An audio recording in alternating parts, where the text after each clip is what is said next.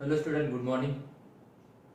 हमने pair of straight line के अंदर में 4.1 कंप्लीट किए थे और कुछ थ्योरम कंप्लीट किए। थ्योरम की बार बार प्रैक्टिस कर लो। जितनी थ्योरम्स की प्रैक्टिस करोगे शायद उतना आपको परफेक्टनेस आएगा। थ्योरम मतलब एक प्रकार का थ्योरी होता है। थ्योरी कंसेप्ट जिसका अच्छा होता है, न्यूमेरिकल अपने आप अच्छा होगा। ठीक है, इसलिए थ्योरम की भी प्रैक्टिस करो।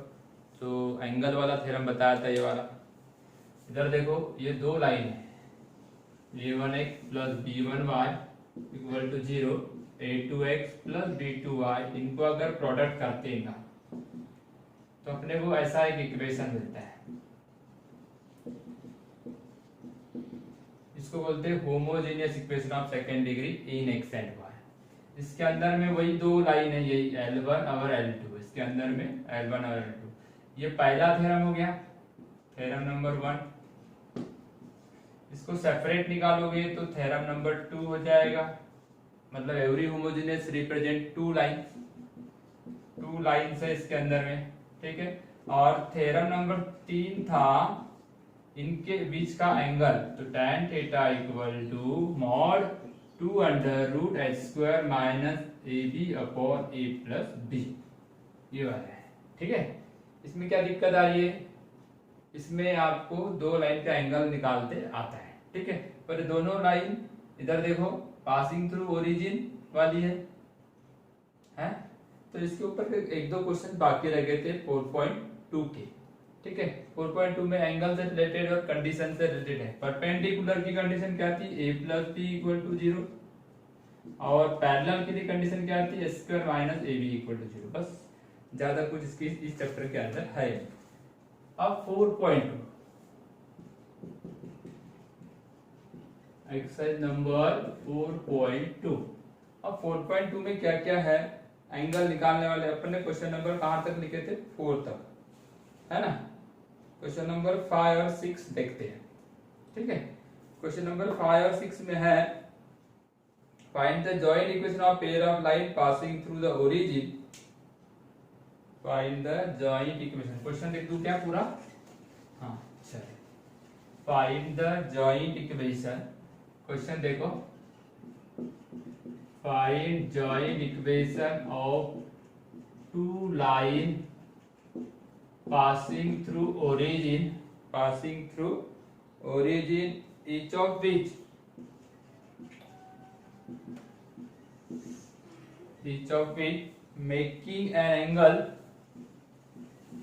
making an angle 30 degree with the line 3x plus 2y minus 11 equal to 0। ऐसा क्वेश्चन है। क्वेश्चन नंबर कौन सा आएंगे? 5। ठीक है बेटा, बहुत सिंपल है, यहाँ ऐसा कुछ नहीं है। अगर इसका डायग्रामेटिकल स्ट्रक्चर देखोगे तो इस प्रकार आएगा। इधर देखो, ये मान लो x एक्सिस है, y एक्सिस है, और ये x एक्सिस है, x और y एक्सिस। ठीक है, अब ये जो लाइन होगी ना वो लगभग यहां से जाएगी।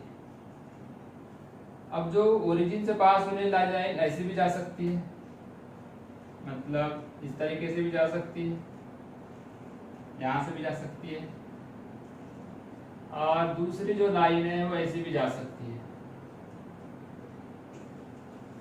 ऐसे भी जा सकती है। तो यहाँ जो एंगल बना रही है ये वाली लाइन, ये 1 नंबर की लाइन है, ये L1 है और L2 है। तो L1 और 1 नंबर की लाइन 30 डिग्री का एंगल बनाती है, बोलता है। ठीक है, यहाँ पे भी 30 डिग्री का एंगल बनाती है, बोल रहा है। तो ये दो लाइन का इक्वेशन क्या होगा वो निकालना है, और उनका दोनों का मल्टीप्लाई यानी जॉइंट इक्वेशन निकालना है। जेई मतलब जॉइंट इक्वेशन निकालना है। ठीक है, तो सबसे पहली बात देखो, तो गिवन लाइन है, सॉल्यूशन। जो गिवन लाइन है, गिवन मतलब 3x plus 2y minus 11 equal to 0, ये गिवन है। इसका जो स्लोप आएगा -3/2 coefficient of x divide by coefficient of y। Okay, ये वाला स्लोप अपन m1 कंसीडर कर लेते हैं। Let y equal to mx be one of the line passing through origin making an angle 30 degree with line 3x plus 2y minus 11 equal to 0। इसका m1 जो है minus 3/2 है। क्या बोला है, यानी ये वाली जो लाइन है, ये वाली line y equal to mx है, ये वाली लाइन, ये वाली लाइन और ये वाली लाइन, ये दोनों 30 डिग्री एंगल बनाती, बोल रहे इनके बीच का एंगल 30 डिग्री है। तो अपन ने अगर फॉर्मूला लगाया लेट, तो फॉर्मूला था थीटा की वैल्यू होगी 30 डिग्री, इनके बीच का फॉर्मूले के लिए अपन ने क्या लगाए थे, फॉर्मूला यूज किए थे 11th क्लास में, tan theta equal to mod m1 minus m2 1 plus m1 m2 बराबर है। तो tan theta equal to mod क्या आएगा देखो पता जरा, m1 की वैल्यू कितनी है, m1 मतलब माइनस 3/2, m2 इसको ले लो, कहाँ गया m2 m2 m2, y equal to mx इसको ले लेते, m1 माइनस m1 कितना है माइनस 3/2 और m2 तो माइनस 3m/2, और ये माइनस था इसलिए ये हो गया प्लस, ये माइनस था ना पहले का मान। m1 m2 देखते हैं यहाँ पे वैल्यू पुट नहीं है क्या, 1 m1 की वैल्यू कितनी है, m1 की वैल्यू माइनस 3/2, तो ये माइनस 3/2 और m2 की वैल्यू है। ठीक है, अब छोटा सा कैलकुलेशन करना पड़ेगा, इसको थोड़ा सा सिंप्लीफाई करना पड़ेगा, तो थोड़ा सा मॉड इसका निकाल सकते, तो क्या आएगा बता दो, क्रॉस मल्टीप्लाई कर दो ऐसा, तो minus 3 minus 2m divide by 2, और यहाँ क्या बच जाएगा बेटा 2 माइनस 3m डिवाइड बाई 2। तो ये जो 2 जो है ना ये अपने आप कैंसिल हो जाएगा, कैंसिल हो जाएगा ना। चलो इधर का थोड़ा मिटा देते। अब दोनों अभी अपने को y equal to mx m नहीं मालूम ना, इसलिए तो जॉइंट इक्वेशन नहीं निकाल सकते। ये एक लाइन तो मालूम है, पर इनके साथ जो एंगल बना रही 30 डिग्री, उसका स्लोप नहीं मालूम ना ये वाली लाइन का, इसका स्लोप निकालने के लिए ये वाला फॉर्मूला लगाए। तो tan थीटा की वैल्यू बन tan 30 इक्वल टू, इन दोनों का देखो माइनस कॉमन निकालते हैं ऊपर से, तो क्या लिखेगा 3 प्लस 2m, माइनस कॉमन निकाले तो यहां रहेगा माइनस, माइनस कॉमन निकाला, यहां से भी माइनस कॉमन निकालते तो 3m माइनस 2। ओके, ये वाला माइनस और ये वाला माइनस हो गया कैंसल। tan 30 की वैल्यू कितनी √3, सॉरी 1/√3, और ये बच गया 3 प्लस 2m 3m माइनस 2, इतना है। अब ये √3 है तो इसको स्क्वायरिंग करना ही पड़ेगा ना, तो स्क्वायरिंग बोथ साइड कर देते हैं, ये हो जाएगा 1/3 और ये क्या हो जाएगा, स्क्वायर करो a प्लस बी का होल स्क्वायर a स्क्वायर, इसका डबल 6 का डबल 12m और 2m का square 4m square, 9m square, इसका मल्टीप्लाई 6 तो इसका डबल 12m माइनस का प्लस 4। ठीक है, अब थोड़ा कैलकुलेशन कर लेते हैं, सीधा कर लेते हैं। हाँ 27 36 और 4 इंटू 3 12m स्क्वायर, और उधर राइट साइड क्या जा रहा है 9m square minus 12m plus 4। ठीक है बेटा, उधर से सब इधर ला लो, तो ये देखो m स्क्वायर वाली है, उधर आएगा तो 12 में से 9 गए तो 3m स्क्वायर, ये माइनस इधर आए तो प्लस 48। ओके, और 27 में से 4 गए तो 23। ठीक है, ये एक क्वाड्रेटिक इक्वेशन मिला, it is an auxiliary equation भी बोल सकते हो, ऑक्सिलरी इक्वेशन।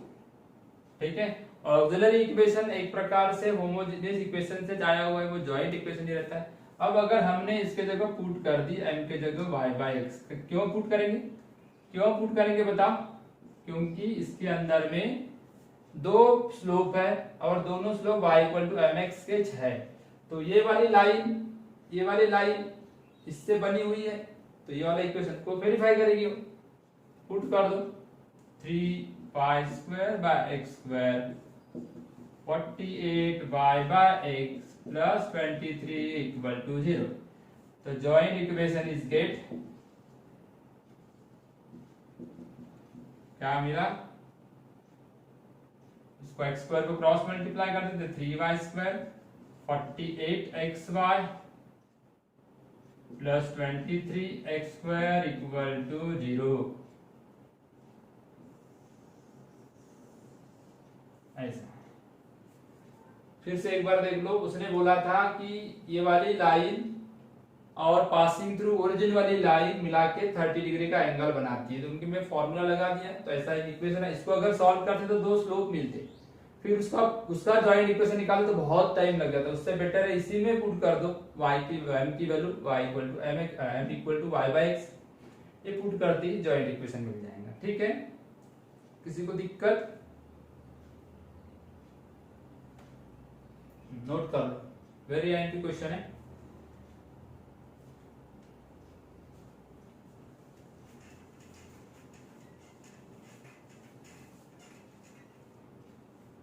तब तक मैं नेक्स्ट क्वेश्चन को नोट करता हूं।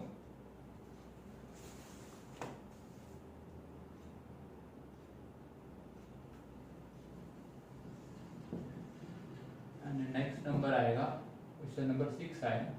हाँ, angle between the lines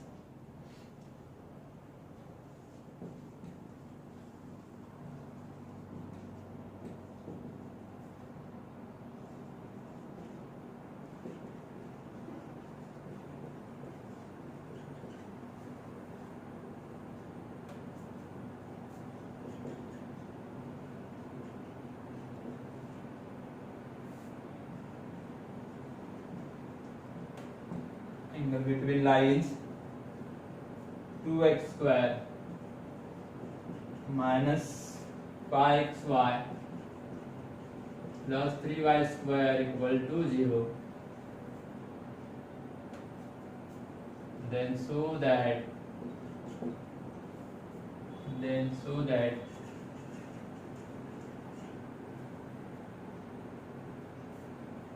100 square minus a b equal to a plus b का होल स्क्वायर, ये प्रूव करना है।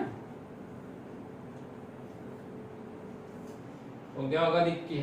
अब देखो, ये वाला जॉइंट इक्वेशन है, होमोजेनियस है, ये भी होमोजेनियस है। इसके अंदर दो लाइनें, इसके अंदर भी दो लाइनें, ठीक है।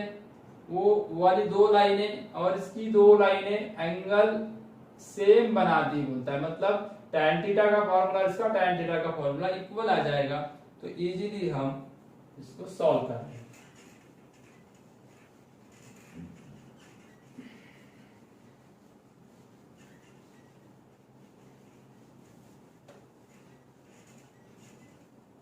देखते कि यहाँ पे क्या आता है। सॉल्यूशन, सबसे पहले हमको ये वाला इक्वेशन दिया हुआ है, ठीक है ना। इसका θ1 be the angle between two lines, मतलब tan थीटा क्या मिलेगा, tan θ1 equal to mod 2 under root h square minus a b upon a plus b, ठीक है। ये वाला मिला, इसको आप इक्वेशन 1 मान लीजिए। एंड एक दूसरी इक्वेशन दिखा दिया हुआ है 2x square minus 5xy plus 3y square equal to 0। यहाँ पे a की वैल्यू 2 है, 2h की वैल्यू -5 है, मतलब h की वैल्यू -5/2 है और b की वैल्यू 3 है। ठीक है ना। ए एच और बी तो निकाल लिया अपन ने। अब अपने को इसका जो फॉर्मूला है, let theta to be the angle between two lines. चल, तो ये बेटा क्या आएगा, tan theta two equal to, इस फॉर्मूले में पुट कर दो, इस फॉर्मूले में पुट करो 2h² एंड इसका 25/4 minus AB and 6 divide by A plus B 2 प्लस 3। इसको थोड़ा सॉल्व कर लेते हैं।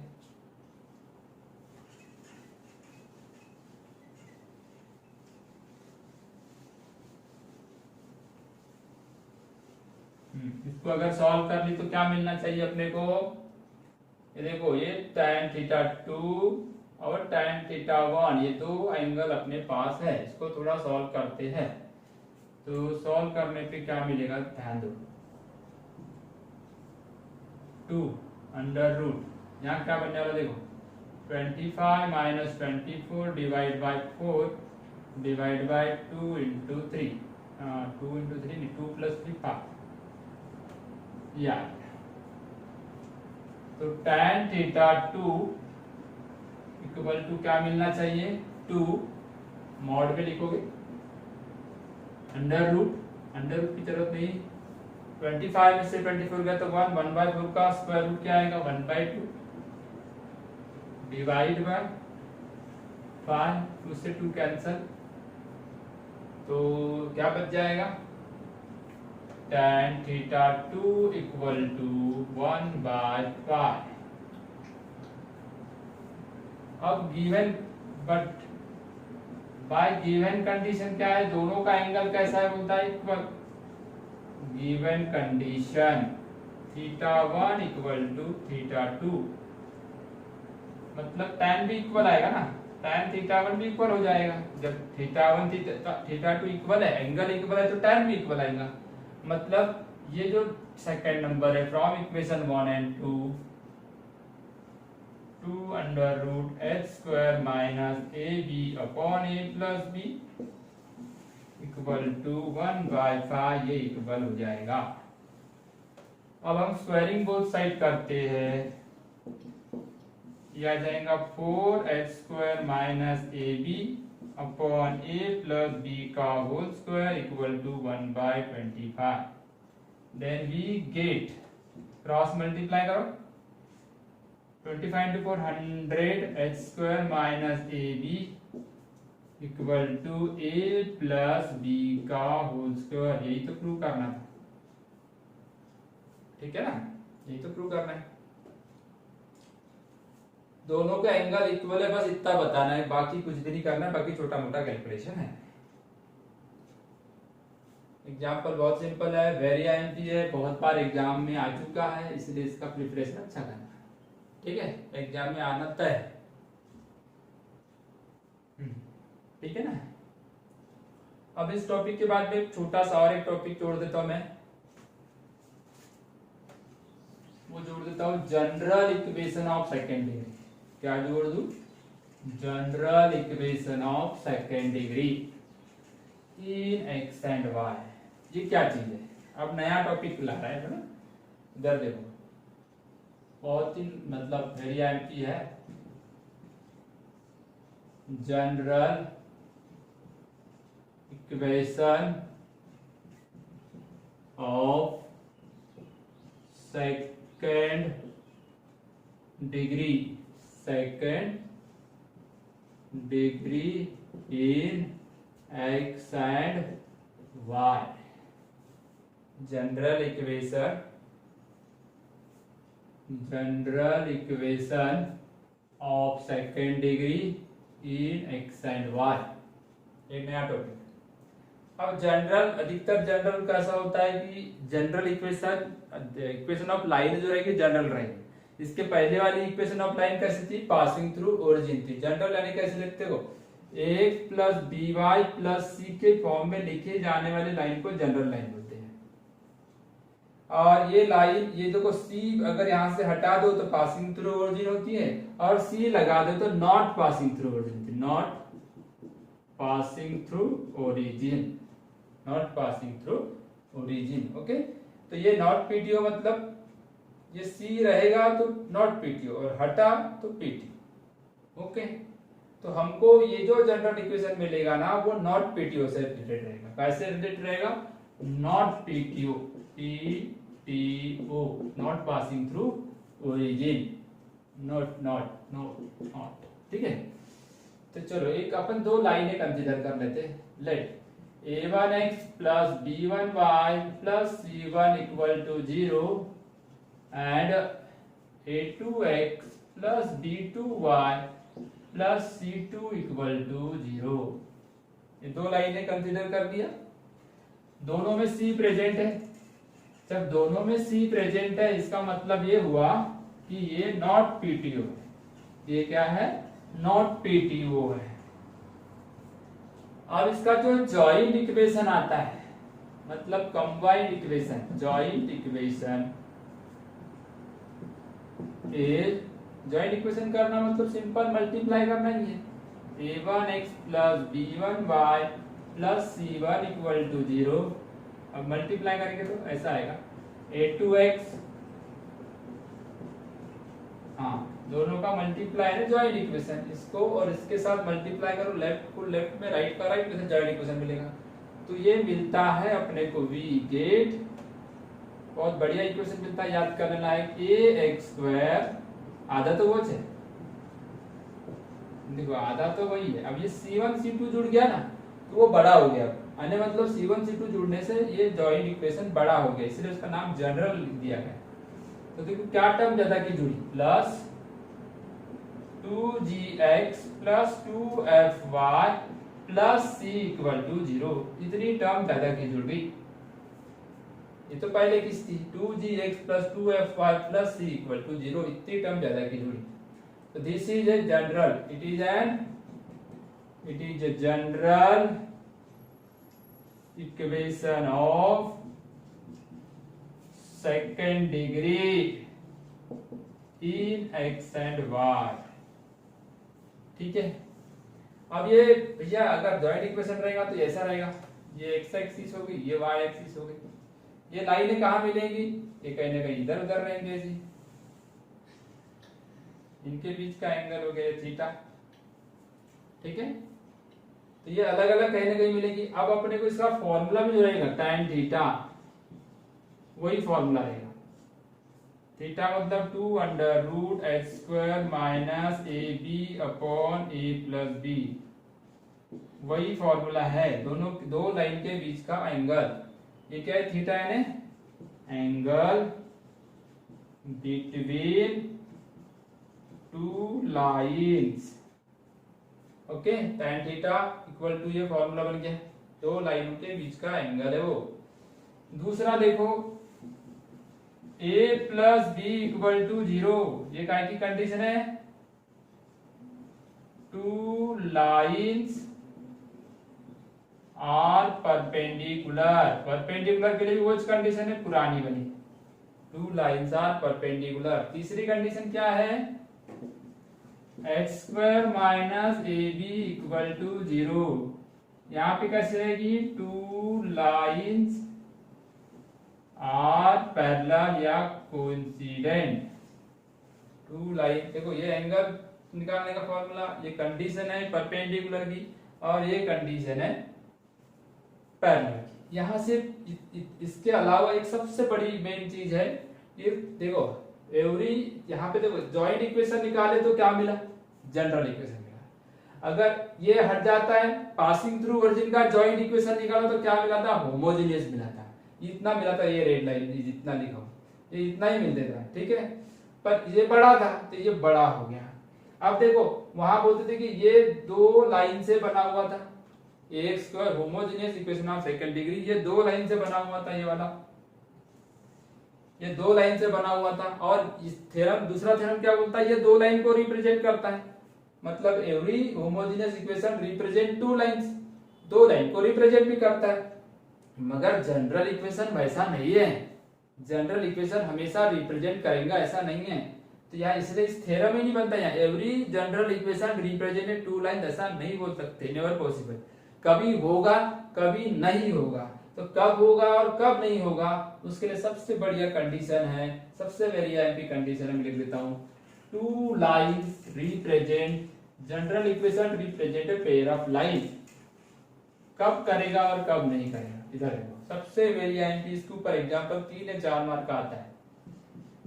सबसे वेरी आईएमपी टॉपिक है ये, the general equation of second degree in x and y represent a pair of line if condition आ गई, general equation of second degree in x and y represent a pair of line. कब represent करेगा और कब नहीं करेगा, if determinant equal to 0, determinant equal to 0, या और दूसरी और एक फॉर्मूला, 2 फॉर्मूला, ठीक है। अब ये डिटर्मिनेंट में क्या चीज दिखते इधर देखो, डिटर्मिनेंट रहेगा 9 एलिमेंट का 1 2 3 1 2 3 1 2 3 9 एलिमेंट का।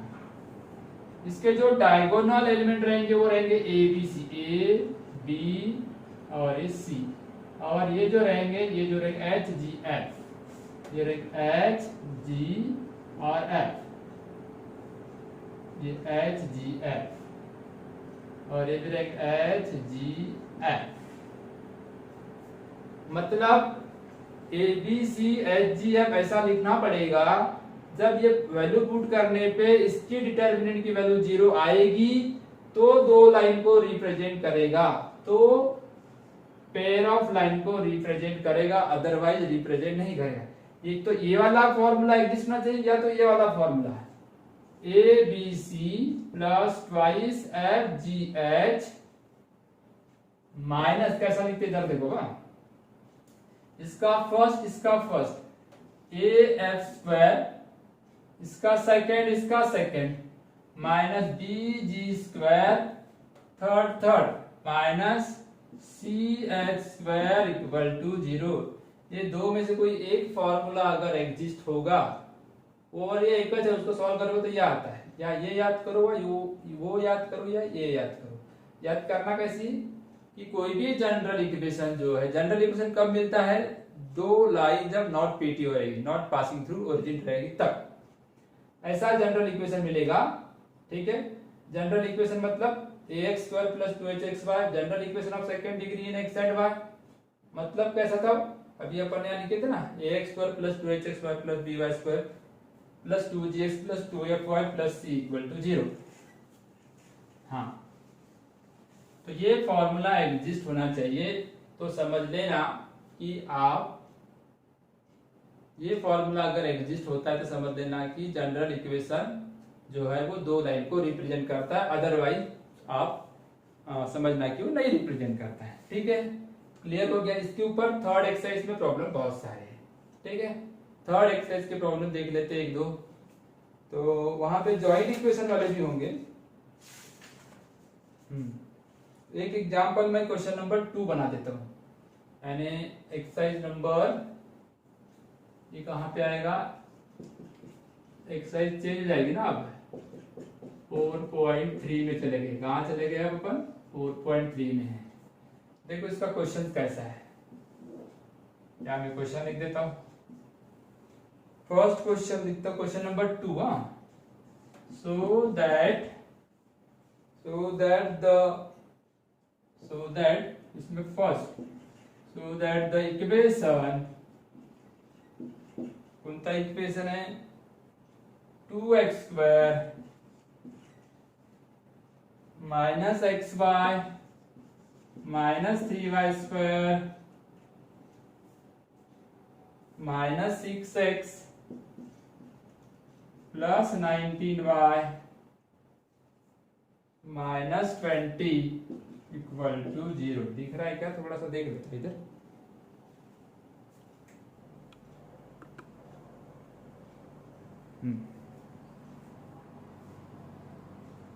ये जो इक्वेशन दिखाया मैंने अभी, ये इक्वेशन दो लाइन को रिप्रेजेंट करता है, ये सो दैट करना है, ठीक है। एंड फाइंड एंगल, एंगल का फॉर्मूला वही है, बिटवीन टू लाइंस, ओके। तो सबसे पहले आप उसको जनरल इक्वेशन को लिखना पड़ेगा, ए बी सी एच सब कंपेयर करके निकालना पड़ेगा और फिर फॉर्मूले में रखना पड़ेगा, तो फिर आपको ये सब चीजें मिलेंगी। सॉल्यूशन देखो, गिवन इक्वेशन क्या दिया हुआ है, 2x² minus xy minus 3y²,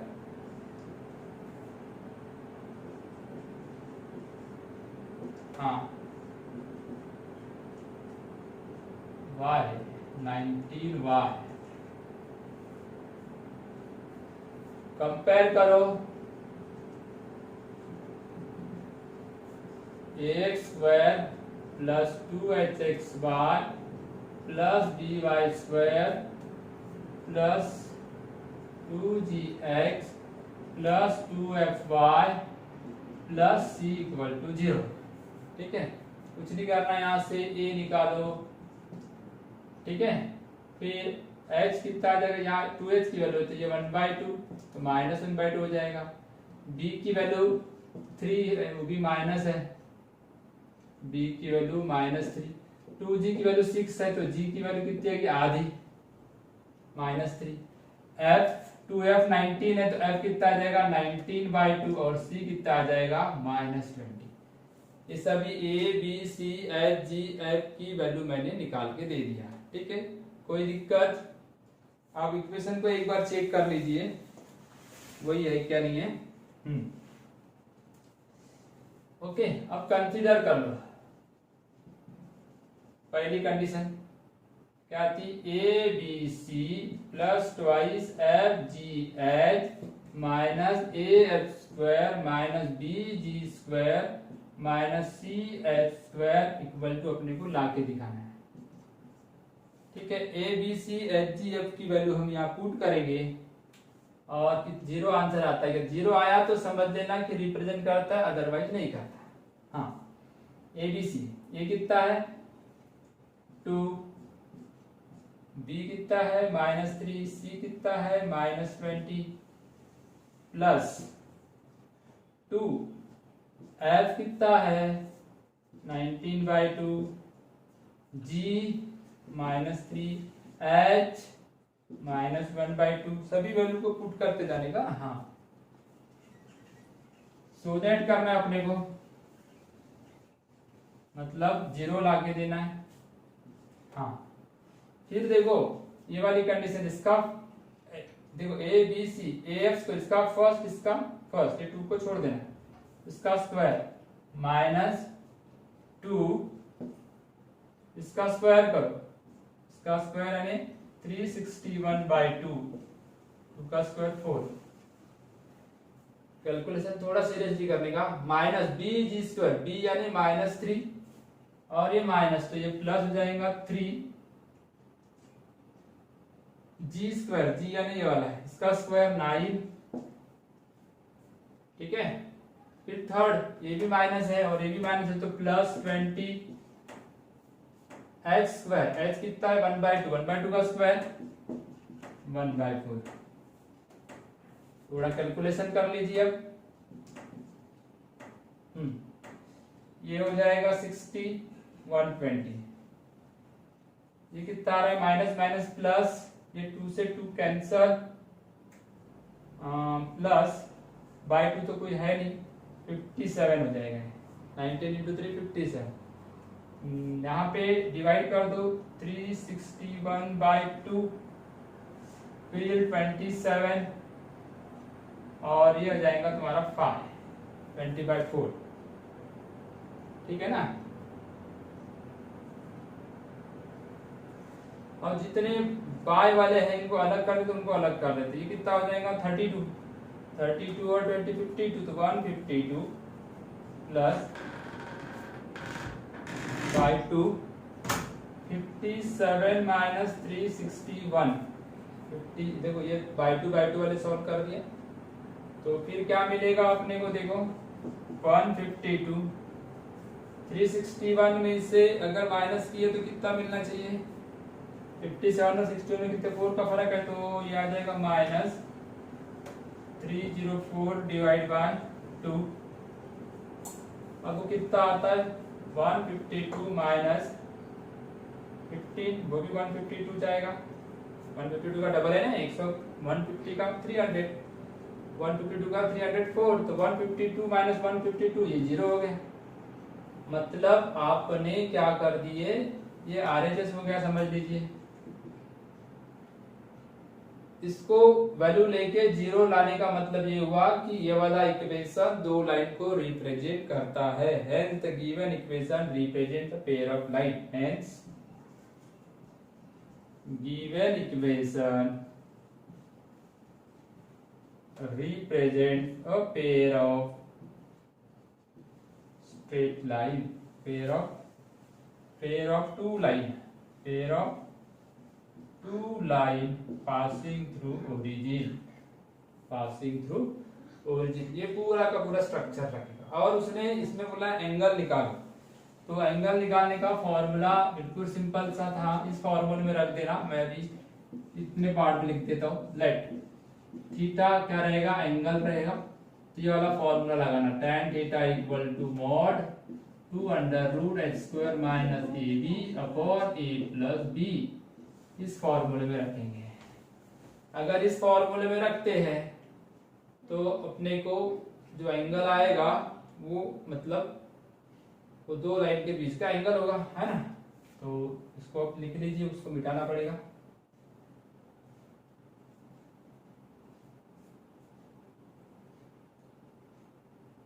value put करना है, कुछ नहीं करना है, यहाँ पे भी वैल्यू पुट करना था, वहां पे भी वैल्यू पुट करना है, बहुत ज्यादा डिफिकल्ट काम बिल्कुल नहीं है, ठीक है ना।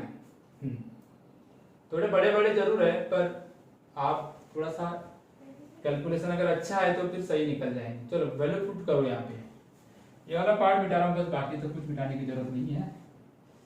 हाँ, मॉड 2h की वैल्यू कितनी थी, h था तुम्हारा यहाँ पे 1/2, उसका स्क्वायर 1/4, a और b